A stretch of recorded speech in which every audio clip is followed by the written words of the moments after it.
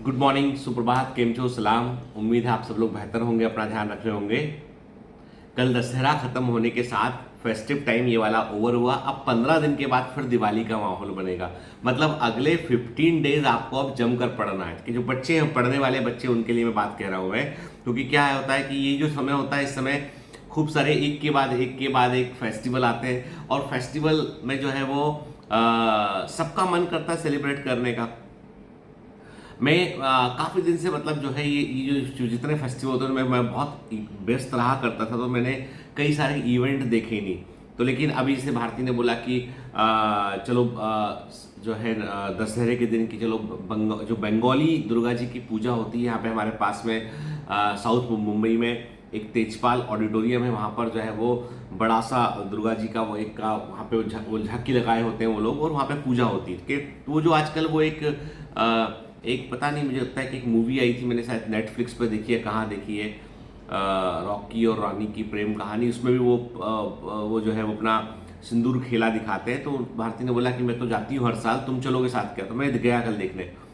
देख के लगा मुझे कि जो है, मतलब मेरा जो पर्सपेक्टिव वो ये है कि समाज को, सोसाइटी को जो है वो एक साथ जोड़ कर रखना और सेलिब्रेट करना, और एक पॉजिटिव वाइब्स का होना जो है वो इन सब चीज़ों की कॉमन कैरेक्टरिस्टिक होती है। कि जब आप वहाँ पहुँचते देखते हैं आपकी लोग बाग सेलिब्रेट कर रहे हैं, एंजॉय कर रहे हैं उसको, तो मुझे बड़ा अच्छा लगा देख के, और एक अलग तरह की पॉजिटिव वाइब्स वहाँ आती है। और बंगाल में वैसे भी जो है दुर्गा जी का बहुत महत्व है। मतलब जैसे महाराष्ट्र में आप देखो तो गणेश फेस्टिवल जैसे मनता है पूरे जोश के साथ, वैसे ही जो है वेस्ट बंगाल में जो है वो, हालांकि सेंट्रल पार्ट ऑफ इंडिया में भी दुर्गा जी का काफ़ी सारा फेस्टिवल था, लेकिन मुंबई में आपको थोड़ा कम दिखाई पड़ता है। मुंबई में ये कम दिखाई पड़ता है आपको ये, इतना जितना गणेश उत्सव में उत्साह होता है उतना जो है वो जो है जो बोलते हैं ना अपन की दुर्गा उत्सव में उतना उत्साह यहाँ पे देखने नहीं मिलता है। ठीक है, जितना भोपाल में दिखा करता था हम लोग को उसकी तुलना में। खैर, ये तो जगह के कल्चर के अकॉर्डिंग ये होता है। तो अब आते हैं मुद्दे पे आज के। ठीक है, तो मैं आपको बताया कि भाई कि अब जो फेस्टिव टाइम खत्म हो गया, पढ़ने पर थोड़ा फोकस करना है अपने को। उसके बाद होली जो है अपना दिवाली के बाद जो है फिर सीधा जो है वो होली आएगा सीधा, और आपको पढ़ते रहना, मेहनत करते रहना है आपको। ठीक है ना। बीच में क्रिसमस आता है एक आध दिन के लिए। एक बड़ी इंटरेस्टिंग बात ये कि जब मैंने टाइम की बात की, मैंने एक प्रकार से टाइम रेफरेंस की बात की कि अगले 2 वीक के बाद फिर दिवाली का माहौल बन जाएगा। 2 वीक जमकर पढ़ लीजिए। ठीक है, अभी जो भी थोड़ा बहुत लॉस हुआ उसको भी कवर अप कर लीजिए। स्पेशली मैंने कहा ना, वेस्ट बंगाल में बहुत बड़ा सेलिब्रेशन होता है, तो थोड़ा सा जो है वो उतना बैकलॉग लग ही जाता है, वो चाहे ना चाहे तो भी लग जाता है। हमारा जो सबकॉन्शियस माइंड है, अभी हाल ही में मैं एक ब्रायन ट्रेसी की एक बुक पढ़ रहा था, उसमें साइकोलॉजी ऑफ ब्रेन के बारे में उन्होंने बता रखा था उस बुक के अंदर। तो हमारा जो सबकॉन्शियस माइंड है ना, मैंने पहले भी आपसे कहा है कि हमें अपने कॉन्शियस माइंड के अलावा सबकॉन्शियस माइंड को ट्रेन करना चाहिए। सबकॉन्शियस माइंड की खास बात ये होती है कि वो क्या करता है, वो बेसिकली वो पसंद करता है कि आप उसको जो है टाइम बाउंड काम दे के, वो हम डेडलाइंस पसंद करता है। वो डेडलाइन वर्ड यूज करेंगे, डेडलाइंस। कैसे?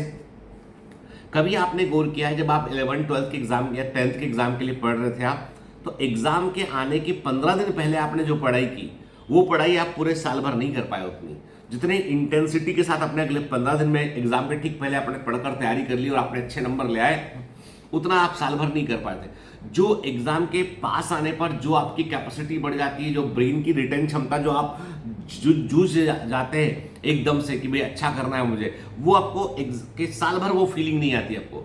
वो जो दबाव में आप पढ़ाई अच्छी कर पाते हैं, वो आप नॉर्मल बगैर प्रेशर के नहीं कर पाते हैं। इसके पीछे क्या कारण है?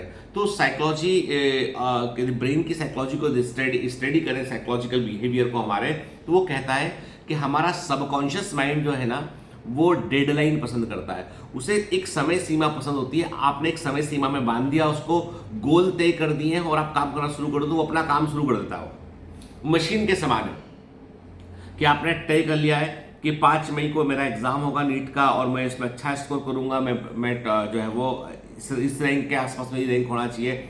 सबकॉन्शियस माइंड को आपने बोला कि मेरे को 650 से ऊपर नंबर चाहिए, 5 मई को एग्जाम होगा, मेरा कोर्स जो है वो अब जो है वो मार्च में मेरा कोर्स पूरा होना चाहिए, फिर एक रिवीजन पूरा होना चाहिए मेरा, उसके बाद में एग्जाम में जो है 650 फर्स्ट नंबर लेके आना चाहिए। मैंने आपने ब्रेन को एक इंस्ट्रक्शन दे दिया, आपने टाइम बाउंड कर दिया कि इस इतने महीने की मेरी तैयारी बची है, इन महीनों में मुझे ऐसे पढ़ना है, ठीक है। तो आपने जब अपने ब्रेन को आपने एक प्लान जो कागज पे लिखा हो, आपके दिमाग में सोचा नहीं होना चाहिए। सबकॉन्शियस माइंड जो है ब्लाइंड है, वो पहले आप कॉन्शियस माइंड को लिख कर बताएंगे, कॉन्शियस माइंड उस इन्फॉर्मेशन को सबकॉन्शियस माइंड को ट्रांसफर करेगा। तो आपका जो अवचेतन मस्तिष्क है ना, उसको डेडलाइन मालूम है। तो आप डेडलाइन आपको पता होती तो आप उसके लिए कैपेसिटी उस एफर्ट करते, लेकिन वो डेडलाइन आपके दिमाग में आपको सोचते रहना कि मुझे ये इस समय तक ये चीज को अचीव करना है या इतना कोर्स मुझे पूरा करना है। आप देखो आपकी क्षमता बढ़ जाएगी। कई बच्चे कहते हैं सर आप हर वीक आप लोग टेस्ट, हर सैटरडे टेस्ट लेते हो, क्यों लेते हो? और आप वो टेस्ट लेते हो जिसमें पूरा सिलेबस ऑलमोस्ट पूरा आता है। जब से 1 जून से पढ़ाना शुरू किया वहां से लेके आज की डेट तक जो है सब पूरा आता है। क्यों ऐसा करते हो सर? आप एक एक टॉपिक वाइज, देखो मैं टॉपिक वाइज लूंगा, तुम परफॉर्मेंस अच्छा बता दोगे अपना, लेकिन जब मैं पूरा लेता हूं तुम्हारे ब्रेन को मालूम है कि पूरा आएगा, पूरा आएगा, पूरा आएगा, मुझे करना है, तो वो आपका सबकॉन्शियस माइंड पूरे के लिए हमेशा तैयार रहेगा, हमेशा वो पुराने वाले जो टॉपिक है उनको रिकॉल करने को तैयार रहेगा, और वो उसी को ट्रेन करना है। ये पूरी लड़ाई केवल आप कॉन्शियस माइंड से नहीं जीत सकते, इसके लिए आपको सबकॉन्शियस माइंड को इन्वॉल्व करना पड़ेगा। मैंने कहा 90% से अधिक डिसीजन आपके सबकॉन्शियस माइंड लेता है। डेडलाइन दीजिए उसको, समय सीमा को तय कीजिए कि इस समय तक मुझे ये अचीव करना है। सोचिए उसके बारे में, अपनी डेडलाइन को लिख कर रखिए कहीं पर, आपकी आंखों के सामने गुजरना चाहिए, वो लिखा होना चाहिए। देखिए आप चमत्कार होगा। जो भी लोग बहुत अच्छा कर रहे हैं ना, वो कोई बहुत जीनियस और बहुत बुद्धिमान नहीं है, वो बहुत डिसिप्लिन है। वो उनको डेडलाइन मालूम है, उनको पता है कि समय सीमा कहाँ तक है, कैसे हमें ऐसे अचीव करना है। वो प्लान समझते हैं, वो अलग काम नहीं करते, अलग तरीके से काम करते हैं। जैसे कि शिव खेड़ा कहते हैं ना कि जितने वाले कोई अलग काम नहीं करते, वो हर काम को अलग तरीके से करते हैं। काम वही है, तरीका अलग है उसका।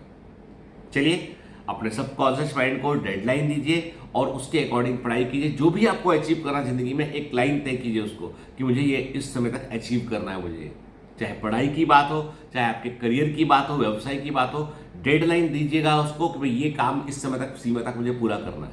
देखिए आपका ब्रेन एक्टिव होगा और आपको नए नए आइडिया भी देगा वो।